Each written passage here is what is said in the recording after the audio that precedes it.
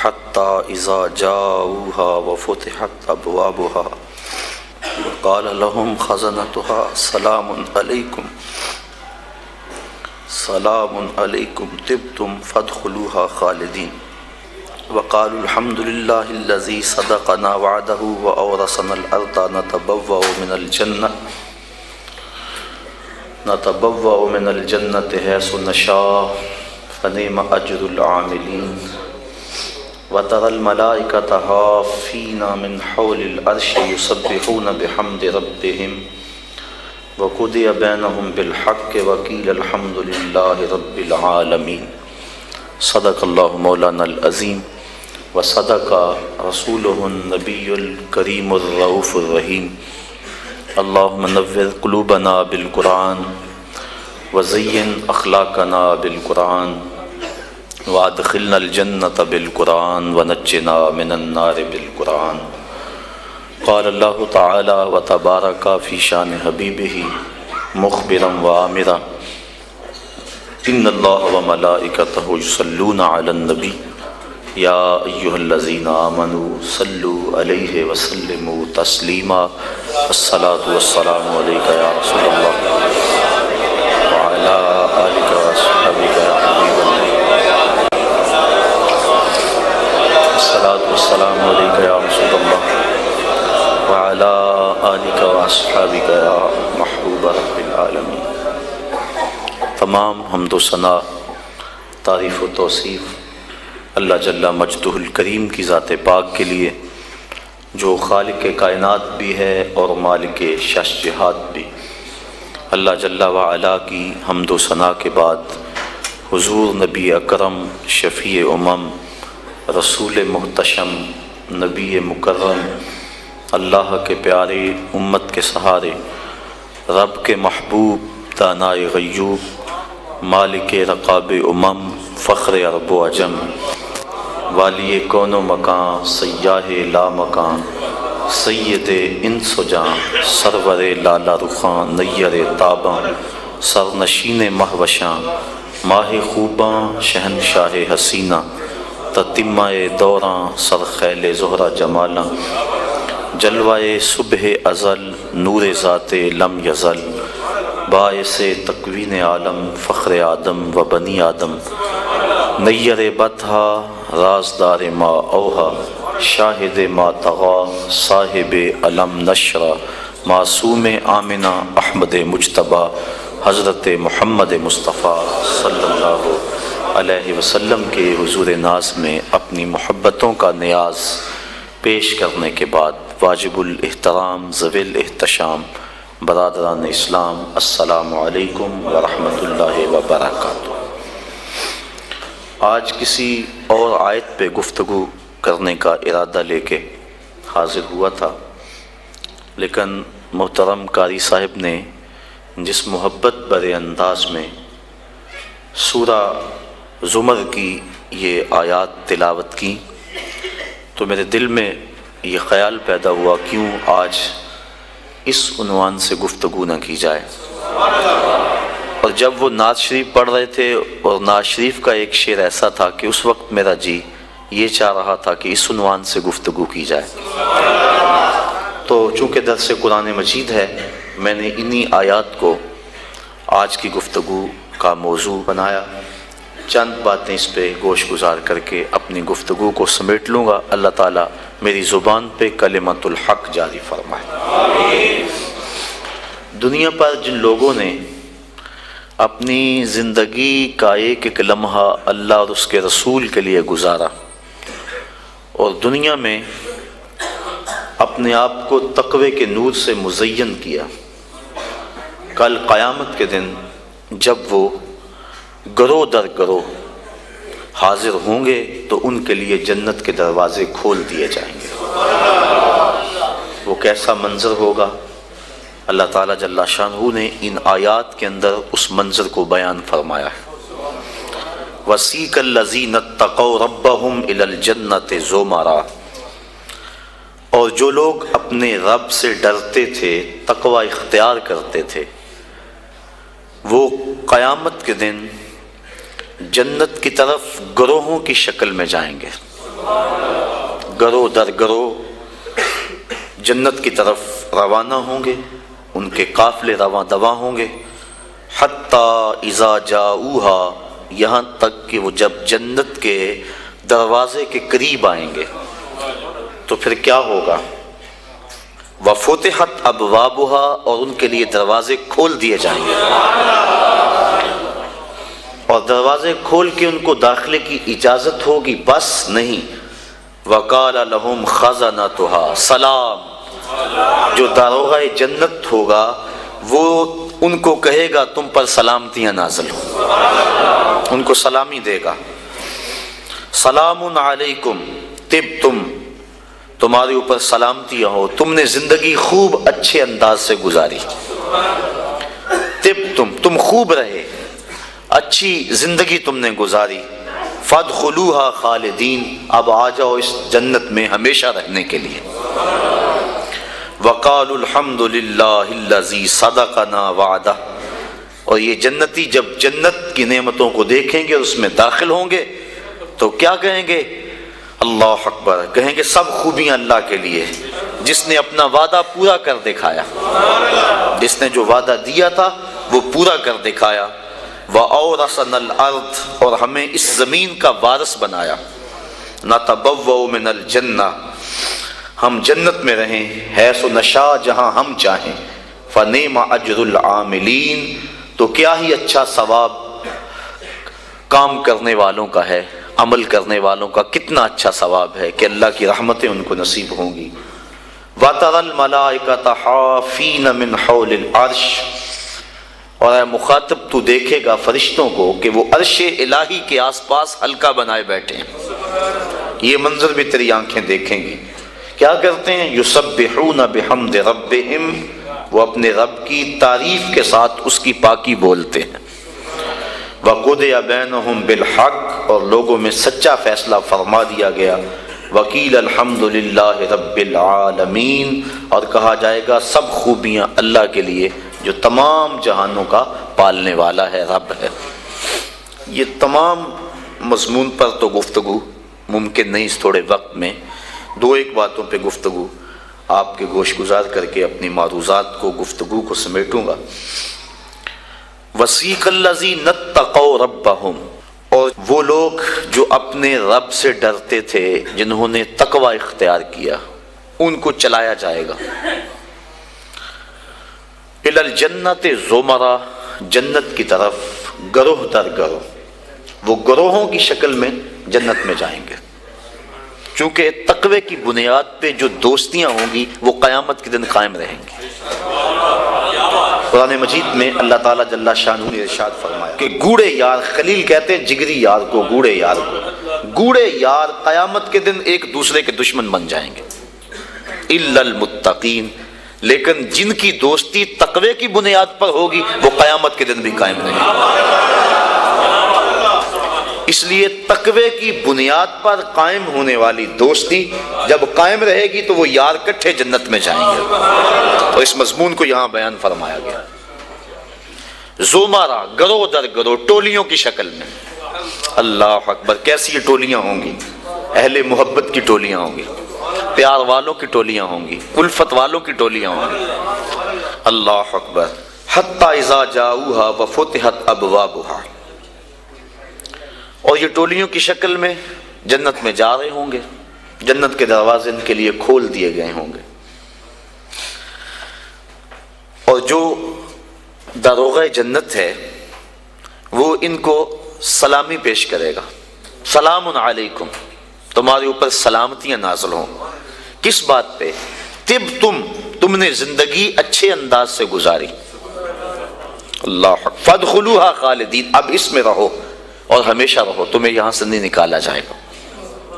تو زندگی اللہ کی رضا کے لیے جس شخص نے اچھے انداز میں گزار دی، دنیا پر گو مشکلات اس نے سہی، لیکن قیامت میں اللہ پورا پورا صلہ عطا فرمائے گا۔ حضور نبی رحمت صلی اللہ علیہ وسلم نے ارشاد فرمایا، 4 اشخاص ایسے ہیں جن کو جنت میں جانے سے کوئی چیز نہیں روک سکتی، اور فرمایا اگر لوگوں کے سست پڑ جانے کا اندیشہ نہ ہو تو اے عمر میں تجھ کو کہوں کہ یہ بات گلیوں اور بازاروں میں لوگوں کو بتا دو۔ اور پھر حضور نے ان 4 اشخاص کا تذکرہ کیا۔ ایک وہ شخص جو والدین کے ساتھ حسن سلوک کرتا ہے، دوسرا وہ شخص جس کی اولاد زیادہ ہے، ذرائع آمدنی تھوڑے ہیں، لیکن وہ اپنی اولاد کے پیٹ میں لقمہ حرام نہیں جانے دیتا۔ جب ذرائع آمدنی زیادہ ہوں اور پھر حرام سے بچنا، یہ بھی بہت بڑی سعادت ہے، لیکن جب ذرائع آمدنی بھی تھوڑے ہوں اور اولاد بھی زیادہ ہو تو پھر حرام سے بچنا یہ بڑا مشکل اور آزمائش کا مرحلہ ہوتا ہے۔ تو جو اس موقع میں رزق حرام سے بچا، قیامت کے دن حضور کے فرمان کے مطابق جنت میں جانے سے اسے کوئی شے نہیں روک سکتا۔ اور ہم صحابہ کی زندگیاں دیکھتے ہیں، فجر کی نماز ہوتی ہے، ایک صحابی جلدی سے اٹھ کے چلے جاتے ہیں۔ ایک دن آقا کریم نے پوچھا کہ ابو درداء کیا بات ہے؟ تو حضرت ابو درداء نے عرض کی، حضور آپ جانتے ہیں آج کل مدینے میں کھجوریں پکنے کا موسم ہے، اور سحری کے وقت ٹھنڈی ہوائیں مدینے کی سرزمین کو سلام کرنے بھی آتی۔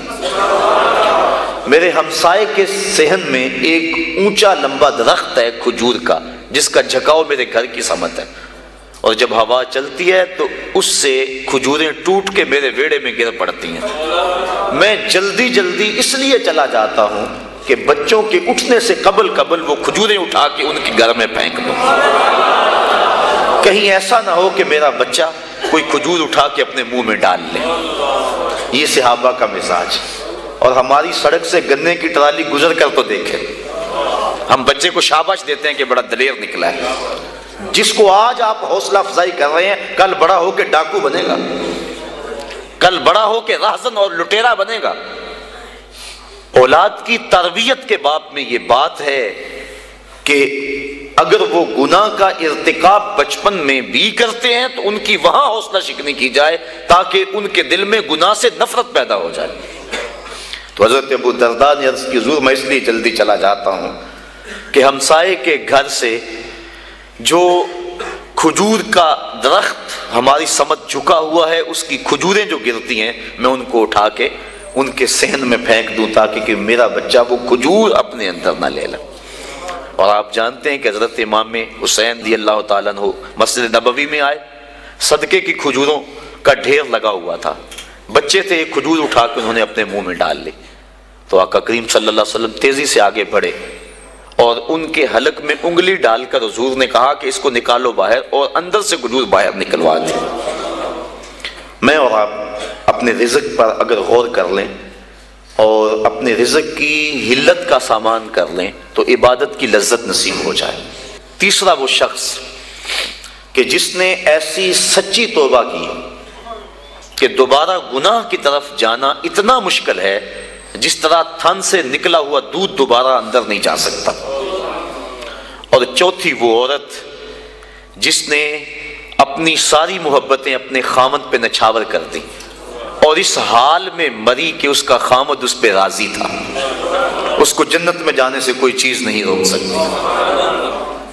تو دنیا کے اوپر مشکلات سہیں، دنیا کے اوپر اذیتیں سہیں، لیکن کل قیامت کے دن مالک ان کو بدلہ عطا فرمائے گا۔ وَسِيقَ الَّذِينَ اتَّقَوْا رَبَّهُمْ إِلَى الْجَنَّةِ زُمَرًا، وہ جائیں گے جنہوں نے تقوی اختیار کیا، اور تقوی احتیاط سے زندگی گزارنے کا نام ہے۔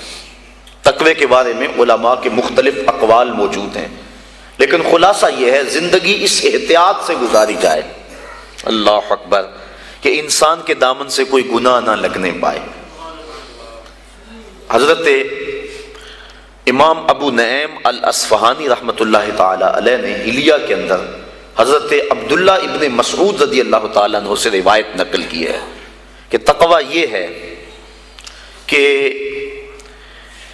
انسان اللہ کو یاد کرے، بھولے نہ، اس کی فرما برداری کرے، نافرمانی نہ کرے، اور اس کا شکر کرے، ناشکری نہ کرے۔ اگر یہ چیزیں اس کے اندر پیدا ہو جاتی ہے تو وہ اس زمرے میں آ جاتا ہے جس کا نتیجہ جنت کے اندر جانے کا سبب بنتا ہے۔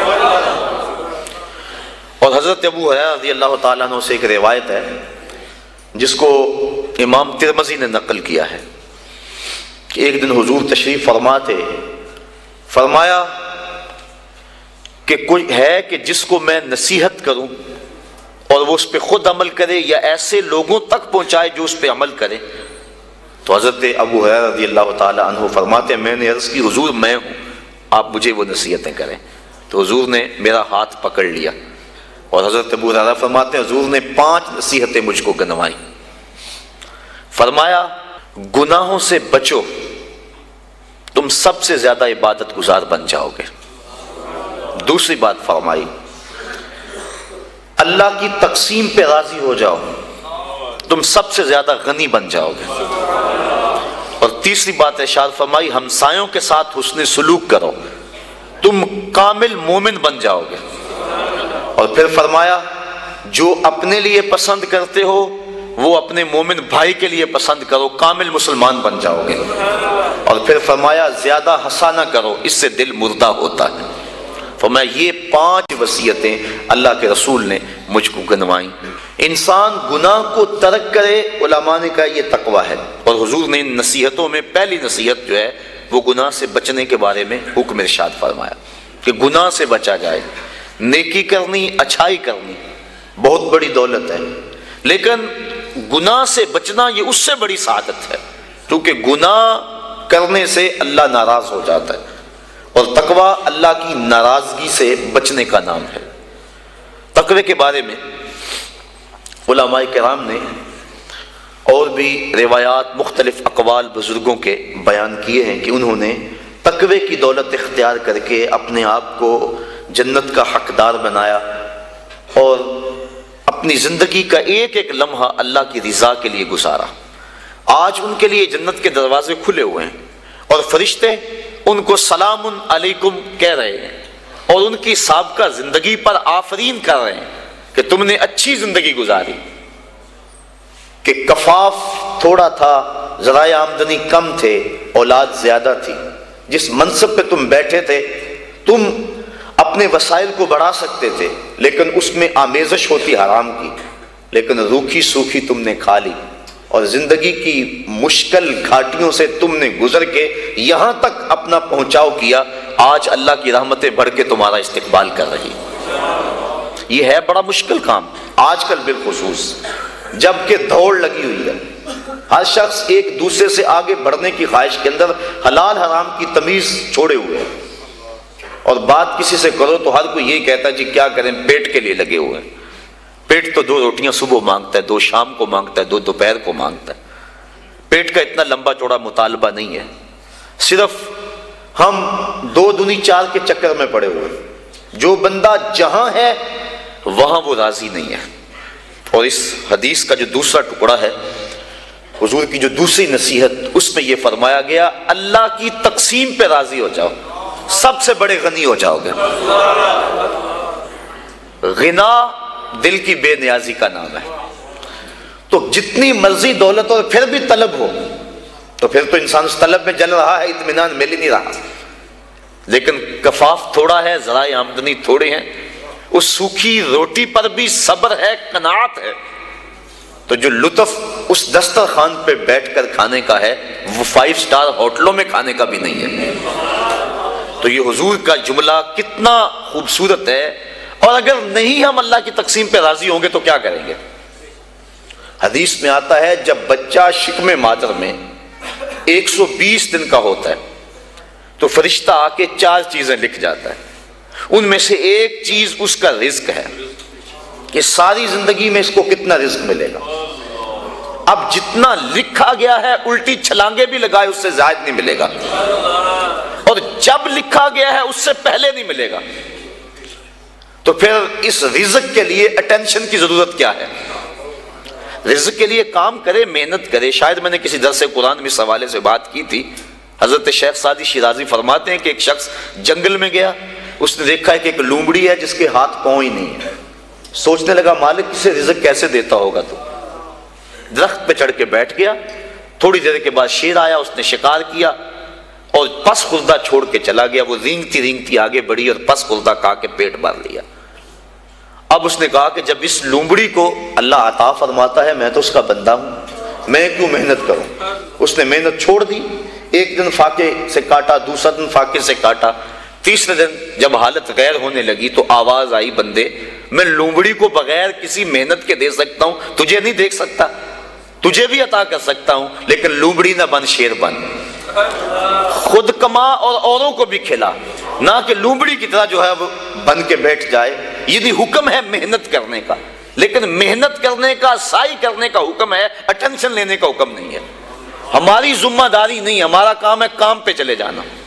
دیکھو نا، آپ کسی فیکٹری میں کام کرتے ہیں، 8 گھنٹے کی ڈیوٹی ہے وہاں کام کی، تو آپ مزدوری کرتے ہیں یا کوئی کام کرتا ہے، مالک بیل دے کے آپ کو بلا لیتا ہے دفتر میں، 2 گھنٹے وہاں بٹھائے رکھتا ہے، آپ کو پریشانی ہونی چاہیے کہ وہاں کام جو ہے وہ نہیں ہو رہا؟ آپ کو کیا غرض؟ جس نے کام پہ لگایا اس نے بلایا، مجھے تو مہینے کے بعد پوری تنخواہ ملے گی چاہے سارا دن بٹھائے رکھے۔ تو اٹینشن نہیں ہوتی کہ 8 گھنٹے میرے پورے ہونے ہیں۔ جس رب نے رزق لکھا ہے وہ کہتا ہے چھوڑ کاروبار، حیا علی الصلاۃ حیا علی الفلاح، آجا اب میری چوکھٹ پہ آجا، رات پڑ گئی اب سو جا، اب کام نہ کر۔ جس نے لکھا ہے، جس نے کام پہ لگایا ہے، وہ کہتا ہے اب جمعے کی اذان ہو گئی ہے، اب کاروبار وازر البیع، اب چھوڑ دے کاروبار۔ تو اب جس نے کام پہ لگایا وہی تو بلا رہا ہے، اور ہم کہتے ہیں تیرے بلانے پہ نہیں آئیں گے۔ تو مالک بلائے اور بندہ دفتر میں نہ جائے تو وہ فیکٹری سے نکالے گا کہ نہیں؟ یا حالات کشیدہ ہو جائیں گے کہ نہیں؟ اٹینشن بنے گی کہ نہیں؟ تو اگر آسودہ رہنا ہے، فیکٹری میں کام بھی کرنا ہے، تو پھر مالک سے بنا کے رکھنی ہوگی نا۔ اگر رزق اس کا کھانا ہے اور اس کی نہیں ماننی تو پھر اٹینشن تو ہوگی، پھر کہا جائے گا جی رزق بڑا ہے سکون نہیں ہے، پتہ نہیں کسی نے تویز ڈال دے ہوئے ہیں، کسی عامل نے جادو کر دیا ہوا ہے، پھر مصیبت بنی ہے۔ لیکن اگر اس کی مان لیں، جب کہتا ہے کام پہ جاؤ کام پہ چلے جاؤ، اور جب کہتا ہے مسجد میں آ جاؤ مسجد پہ آ جاؤ، اور جب کہتا ہے اب سو جاؤ اس وقت سو جاؤ، کہتا ہے اب تہجد ہوگی اٹھ کے مصلی بچھا لو، مصلی بچھا لو، جو کہتا جائے کرتے رہو، تمہیں ٹینشن نہیں ہوگی، زندگی کی بہاریں نصیب ہو جائے۔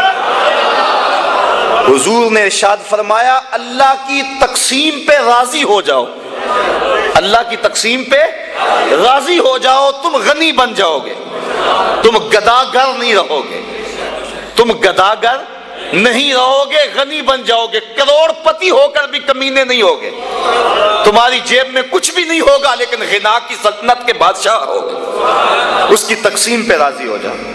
اور مجھے واصف علی واصف کا اچانک جملہ یاد آ گیا، اس نے بڑی خوبصورت ایک بات کہی، اس نے کہا اللہ اور اپنی رضا میں فرق کا نام غم ہے۔ اللہ کی رضا میں اور اپنی رضا میں فرق کا نام غم ہے۔ جو اللہ کی رضا ہے بندہ کہتا ہے نہیں یہ نہیں صحیح، تو غم بن گیا۔ تو جب بندہ اللہ کی رضا میں اپنی رضا گم کر لے تو پھر غم نہیں رہتا۔ جے سونا میرے دکھ وچ راضی تے میں سکھ نو چلے ڈاواں، پھر وہ اس حال کے اندر راضی ہو جاتا ہے، ان دکھوں کے اندر اسے لذت آتی ہے۔ وہ کہتا ہے میرا مالک مجھے یہاں رکھنا چاہتا ہے، میں آگے کیوں جاؤں؟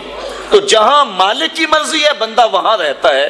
تو آج ہر بندہ ٹینشن میں، ہر بندہ مشکلات میں ہے، ہر بندہ بھاگ رہا ہے، محنت کر رہا ہے۔ میں اس محنت کا انکار نہیں کرتا، یہ بات ذہن میں رکھیں، شریعت میں اس کا انکار نہیں کیا، انسان کو سعی کرنے کا حکم دیا ہے، لیکن اس کے لیے ہمیں ٹینشن لینے کی ضرورت کیا ہے؟ جس طرح بندے کو موت تلاش کرتی ہے، روایات میں آتا ہے اس طرح بندے کو رزق تلاش کر لیتا ہے۔ تو جو رزق قسمت میں لکھا ہوا ہے وہ بندے کو مل کے رہے گا۔ شیخ سعدی شیرازی فرماتے ہیں ایک بندے نے ایسی ہی کوئی روایات سنی، کہنے لگا جب میں محنت ہی نہیں کروں گا تو مجھے کیسے ملے گا؟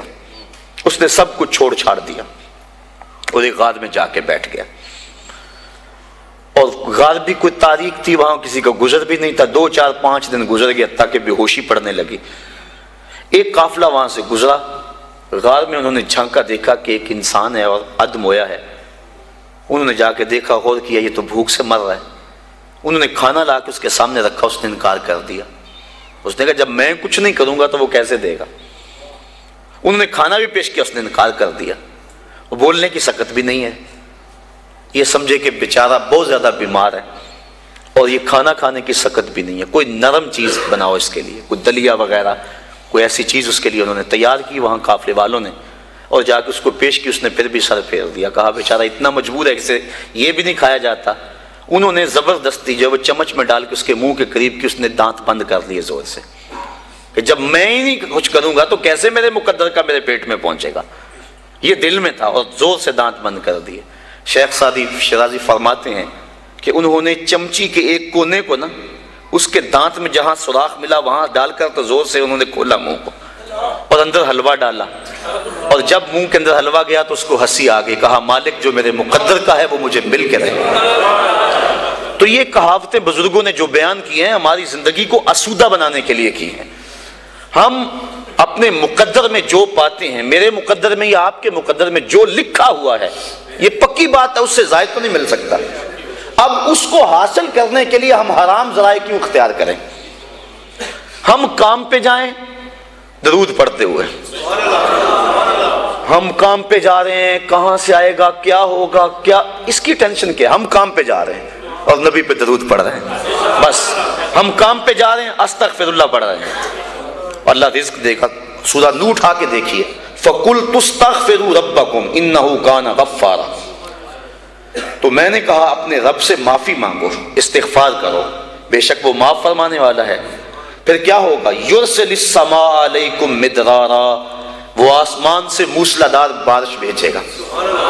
وَيُمْدِدْكُمْ بِأَمْوَالٍ وَبَنِينَ, تم کو مال بھی دے گا بیٹے بھی دے گا. وَيَجْعَلْ لَكُمْ جَنَّاتٍ, اور وہ تمہارے لیے جنتیں اور باغ بنا دے گا. وَيَجْعَلْ لَكُمْ أَنْهَارًا, اور تمہارے لیے نہریں جاری کر دے گا. اللہ اکبر. مَا لَكُمْ لَا تَرْجُونَ لِلَّهِ وَقَارًا, آگے فرمایا کیا ہو گیا تمہاری نظر میں اللہ کا وقار نہیں رہا؟ یعنی جس سے مانگنا ہے اس سے مانگ نہیں رہے, اور جو دیتا نہیں اس کے سامنے ہاتھ پھیلا رہے ہو. جب سحری کا وقت ہوتا ہے نا, سحری کا وقت, تو اللہ کی رحمتیں قریب آ جاتی ہیں. حدیث میں آتا ہے, آواز آتی ہے, حل میں مسترزقن, کوئی رزق مانگنے والا ہے میں اس کی جھولی بھر دوں.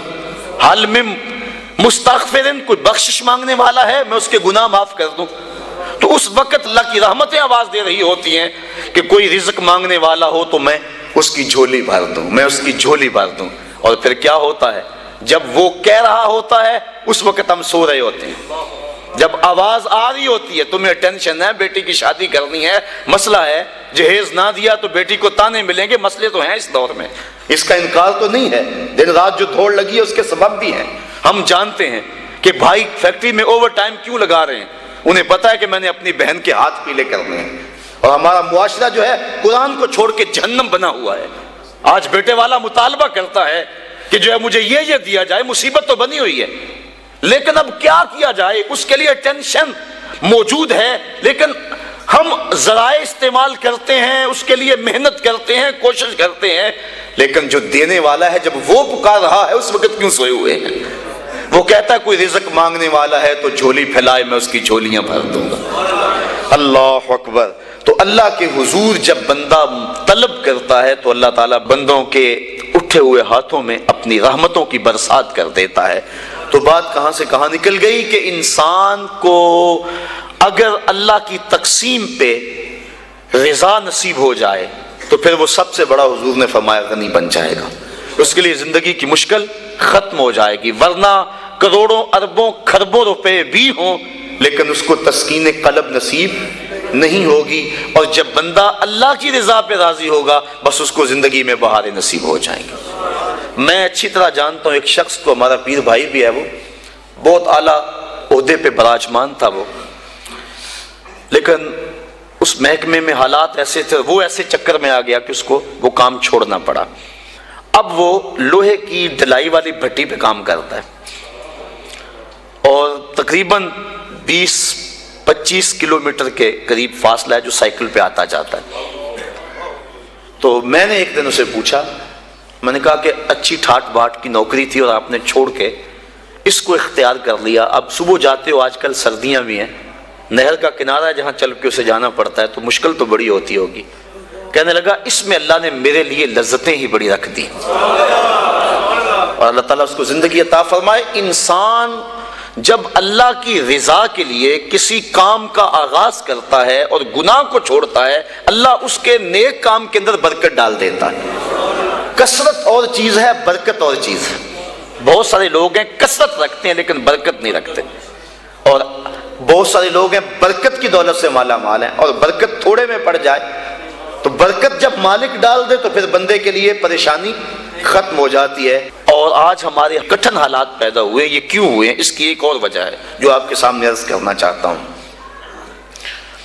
امام خبیری نے اس روایت کو نقل کیا، حضور فرمایا سیاتی زمان علی امتی یفرون من العلماء والفقہاء فیبتلیہم بثلاث، میری امت پہ ایک وقت آئے گا کہ لوگ علماء اور فقہاء کی صحبت سے دور بھاگنا شروع ہو جائیں گے۔ فیبتلیہم بثلاث، تو اللہ تعالیٰ ان کو 3 طرح سے آزمائے گا۔ جب لوگوں کی حالت یہ ہوگی کہ اچھے لوگوں کی سنگت صحبت اختیار کرنا چھوڑ دیں گے، 3 آزمائشیں ان پہ نازل ہوں گی۔ پہلی آزمائش یہی، جس کے لیے آج کے مضمون کا سارا رخ ہی مڑ گیا، لیکن چلو یہ بھی ضروری باتیں میں آپ کی گوش گزار کر رہا ہوں۔ یرفع البرکۃ من کسبہم، پہلی بات یہی کہ ان کے کسب سے، کاروبار سے، مال سے برکت اٹھا لی جائے گی۔ پہلی نحوست علماء کی صحبت سے دور بھاگنے کی وجہ سے ان کو جو ملے گی۔ دوسری نحوست، ان کے اوپر ظالم حکمران مسلط کر دیے جائیں گے۔ اور تیسری نحوست اور بڑی خطرناک، وَيَخْرُجُونَ مِنَ الدُّنْيَا بِغَيْرِ الْإِيمَانِ، اور دنیا سے بغیر ایمان کے اٹھ جانے کا اندیشہ ہو۔ اور آج دیکھ لیں، یہ بات بھی درست ہے کہ آج وہ علماء کم ہیں جن علماء کی صحبت میں بیٹھ کے اللہ کا قرب ملتا ہے۔ میں جوہر آباد میں گفتگو کر رہا تھا تو وہ بات کو گفتگو تھی، تو ایک وکیل صاحب کہنے لگے کہ آپ جو بات کر رہے ہیں ہم اس بات کو تسلیم کر رہے ہیں، لیکن ان علماء کو کہاں سے ڈھونڈیں جن کی صحبت غنیمت ہوتی ہے اور جن کے دم سے انسان کو اللہ کا قرب ملتا ہے؟ آج تو گداگر اور دکاندار ہمیں مل رہے ہیں۔ تو میں انہیں اسے 2 لفظی جواب دیا، میں نے کہا تمہیں پتا ہے مٹھائی کس دکان سے اچھی ملتی ہے؟ کپڑا کس دکان سے اچھا ملتا ہے؟ سارا شہر چھوڑ کے وہاں جاتے ہو کہ نہیں؟ یہی نہیں پتا کہ دین اچھا کہاں سے ملتا ہے؟ حضور کی امت کی خصوصیات میں سے ایک خصوصیت یہ ہے کہ قیامت تک اس امت میں اہل حق موجود رہیں گے۔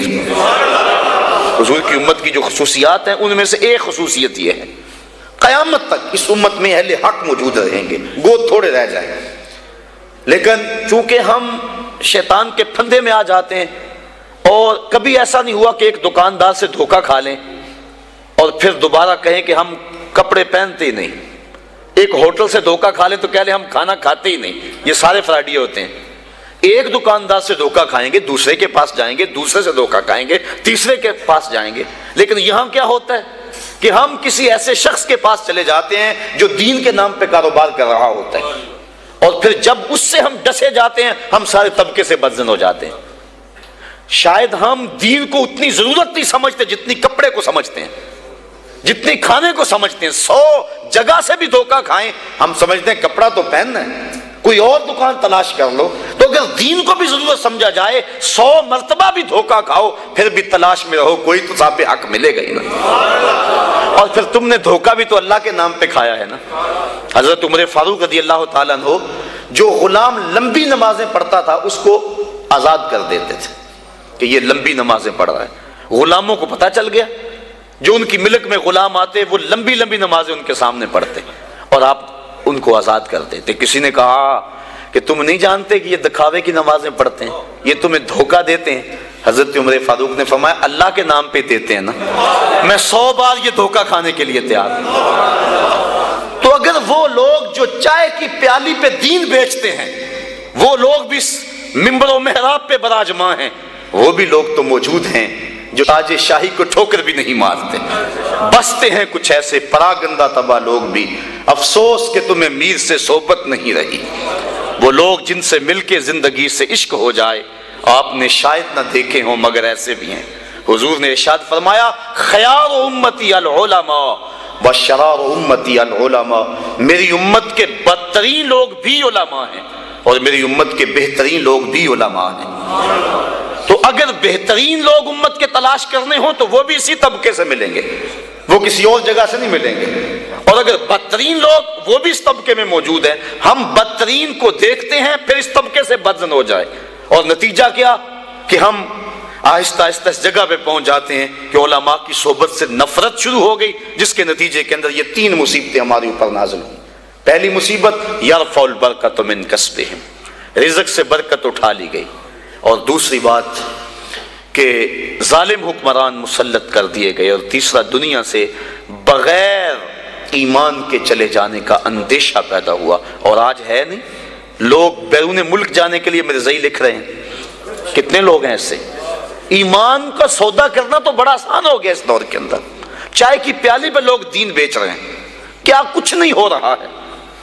اللہ اکبر۔ حضور نے توبہ توبہ، حضور نے نشاندہی کی تھی کہ آدمی صبح کو مومن ہوگا اور شام کو کافر ہوگا، یصبح مومنا ویمسی کافرا، صبح مومن ہوگا شام کو کافر ہوگا، اور پھر فرمایا شام کو مومن ہوگا صبح کو کافر ہوگا۔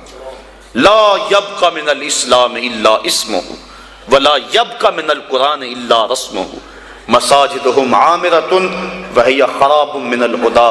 وقت آئے گا کہ قرآن صرف رسم کے طور پہ پڑھا جائے گا، اسلام صرف نام کا رہ جائے گا، مسجدیں زیب و زینت کے لحاظ سے تو آباد ہوں گی لیکن ہدایت کے نور سے خالی ہوں گی۔ جس دور کی نشاندہی کی گئی تھی، کیا وہ اب دور موجود نہیں ہے؟ امام غزالی فرماتے ہیں جس دور کی نشاندہی اللہ کے رسول نے کی ہے، آج سے صدیوں قبل امام غزالی ہوئے ہیں، فرماتے ہیں وہ میرا دور ہے۔ امام غزالی فرماتے ہیں جس دور فتنہ کی نشاندہی حضور نے کی ہے وہ میرا دور ہے، اور یہ دور جس سے ہم گزر رہے ہیں یہ دور کیسا ہے؟ آج کیا ہو رہا ہے؟ حدود اللہ کو پامال نہیں کیا جا رہا، اسمبلیوں کے غنڈے اور بدماش اللہ کی حدود کو توڑ نہیں رہے، ان کو کون روکنے والا ہے؟ نہ ممبر سے آواز اٹھ رہی ہے نہ محراب سے آواز اٹھ رہی ہے، حجرہ نشین بھی تسبیح پھیر رہے ہیں۔ حضرت داتا گنج بخش علی اجمیری کشف المعجوب میں لکھتے ہیں کہ حضرت ابو اسحاق اسفرائینی جنگل میں گئے تو وہاں دیکھا کچھ صوفی گھاس کھا کھا کے گزارا کر رہے ہیں، گھاس کھا لیتے ہیں اللہ اللہ کرتے ہیں۔ تو امام ابو اسحاق اسفرائینی جلال میں آگے فرمایا آکلۃ الحشیش ہا ہنا انتم وامۃ محمد فی الفتن، تم یہاں گھاس کھاتے پھرتے ہو اور نبی کی امت فتنے میں مبتلا ہے۔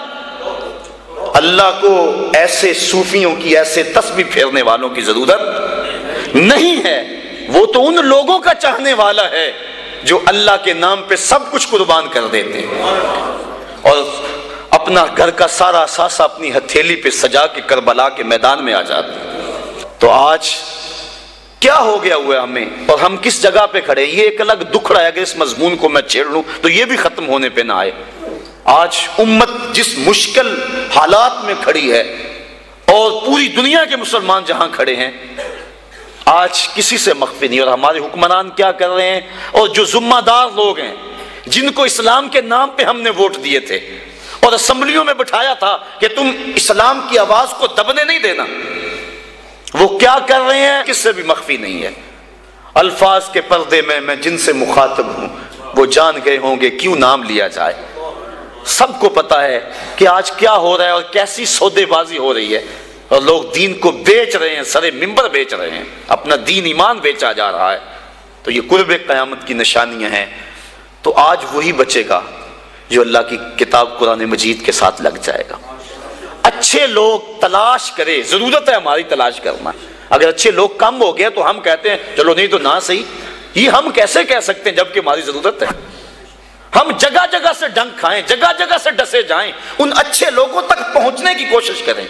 یہ دنیا چکی ہے اور اس کے 2 پڑوں کے نیچے جو بھی آ گیا وہ کچلا جائے گا، بچے گا وہی جو کلی کے ساتھ لگ کے رہے گا۔ تو ہم نے اس کلی کو تلاش کرنا ہے، وہ کہاں ہے؟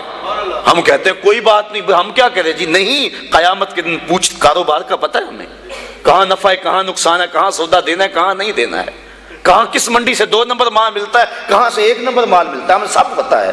دنیا کا سارا شعور اور فہم و ادراک ہم رکھتے ہیں، اور یہاں آ کر ہم بولے بن جاتے ہیں جی ہمیں کیا کریں، ہمیں تو کوئی صحیح ملا ہی نہیں گا، تم ڈھونڈو تو صحیح۔ ایسے لوگوں کو تلاش تو کرو، در در کی خاک تو چھانو، ایک دن وہ ملیں گے جن کے ملنے سے زندگی پیاری لگنے لگ جائے گی، جن کی قربت میں بیٹھ کے اللہ یاد آئے گا، اور جن کی صحبت تمہیں مالک کے قریب کر دے گی اور تم گناہوں سے خود بخود نفرت کرنے لگ جاؤ۔ تو ایسے لوگوں کو تلاش کریں، ایسے لوگوں کی قربت میں بیٹھیں۔ تو مضمون اور سمجھ چلا گیا اور یہ باتیں ضروری بھی تھیں. بہرحال وسیق الذین اتقوا ربهم الی الجنۃ زمرا، وہ لوگ جنہوں نے تقوی اختیار کیا وہ جنت کی طرف جو ہے وہ گروہوں کی شکل میں جائیں گے. یہ کون لوگ؟ جنہوں نے تقوی اختیار کیا. اللہ اکبر. اور تقوی کیا ہے؟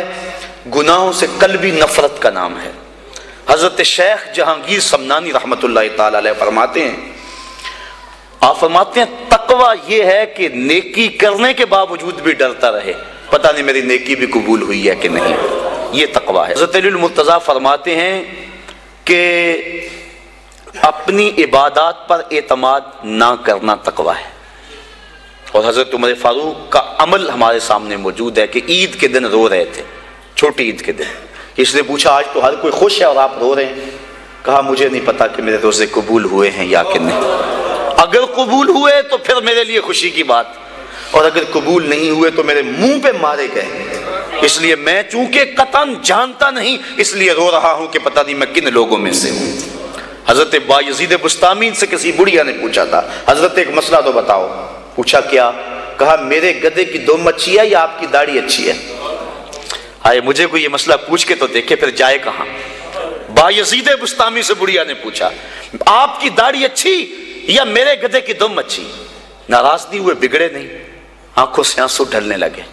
کہا تیرے سوال کا جواب فی الحال میرے پاس نہیں ہے، جب میں مر جاؤں گا تو پھر میرے پاس جواب ہوگا، پھر تو مجھے کیسے مل پائے گی. بایزید بستامی کا انتقال ہو گیا. بڑھیا کے خواب میں آئے. کہا حضرت میرا سوال اسی جگہ پہ کھڑا ہے. کہا اللہ کا شکر ہے میری داڑھی تیرے گدھے کی دم سے ہزاروں درجے بہتر ہے، چونکہ میرا خاتمہ ایمان پہ ہو گیا. تو جب تک یقین نہیں ہو جاتا کہ میں کن لوگوں میں ہوں اتنی دیر تک یہ ظاہر انسان کا اندر بے چین رہتا ہے. بڑے سخت معاملے ہیں آخرت کے. آج ہمیں نعت خواں بھی کہہ رہے ہیں کہ مجھے دیکھ کے جہنم کو پسینہ آئے. یہ تو منہ میں طوطی بولتا ہے، جو مرضی کہتا پھرے. یہ تو کل قیامت کے دن پتہ چلے گا کہ پسینہ کس کو آتا ہے. رسول کریم بھی جس جہنم سے پناہ مانگے. کبھی جنت کا تمسخر اڑایا جاتا ہے، ہورے تو کیڑی جنت کا کرنا ہے تذکرہ، اسی جنت کا جس کو رسول اللہ ہاتھ اٹھا کے مانگتے رہے.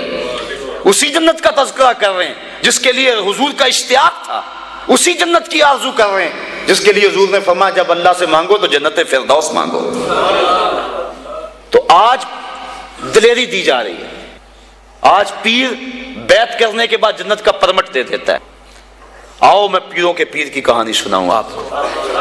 حضرت شیخ سعدی شیرازی فرماتے ہیں کہ ایک بندہ مطاف میں کنکروں کے اوپر پیشانی رکھ کے زاروں کے تار ہو رہا ہے اور کیا کہتا ہے، اللہ مجھے معاف کر دے، نہیں تو قیامت کے دن اندھا اٹھانا، میں تیرا کیا تیرے بندوں کا سامنا بھی نہیں کر سکتا. اتنے درد سے روتا ہے کہ لوگ اپنی دعائیں چھوڑ کے اس کے لیے دعا کرتے ہیں.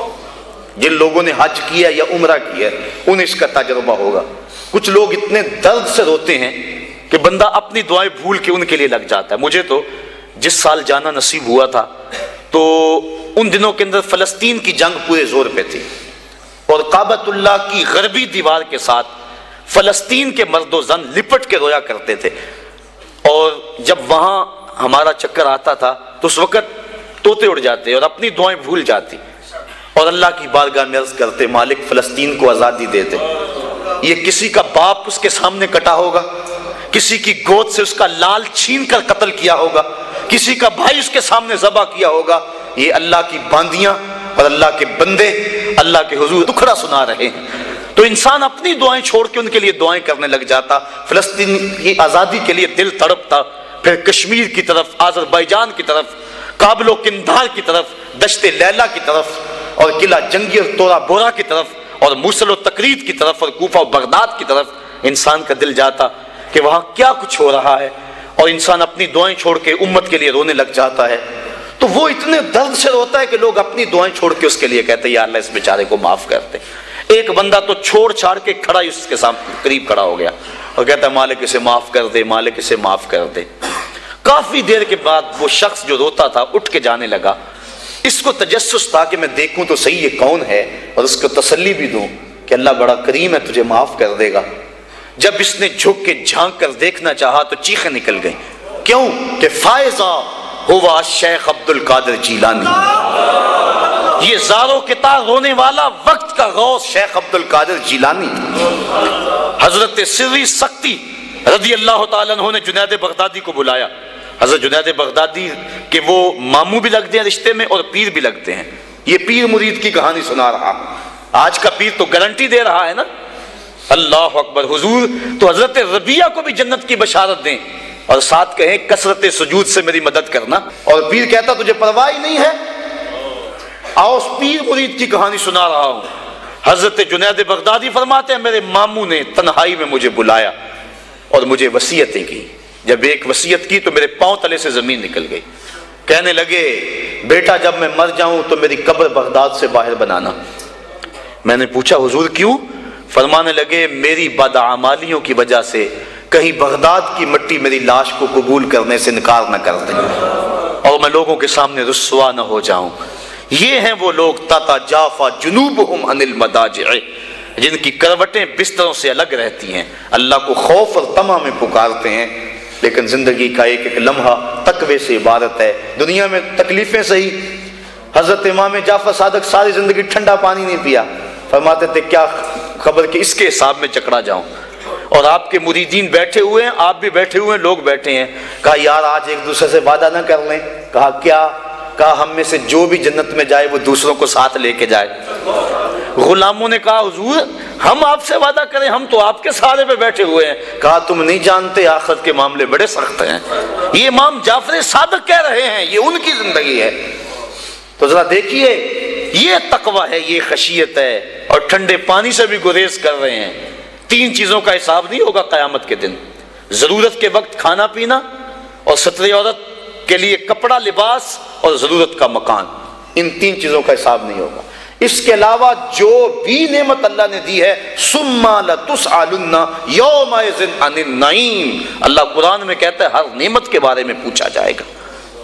تو صاحبو جن لوگوں نے اس بات کا خیال رکھا کہ ہمارے رب نے ہمیں پوچھنا ہے اور ایک ایک بات کا ہم نے جواب دینا ہے، یہ بات درست ہے کہ اللہ اپنے فضل سے معاف کرے گا، لیکن سحری کے وقت اٹھ کے سسکیاں بھرنے والا اور رات شراب خانے میں گزارنے والا کیا قیامت کے دن ایک صف میں کھڑے کر دیے جائیں گے؟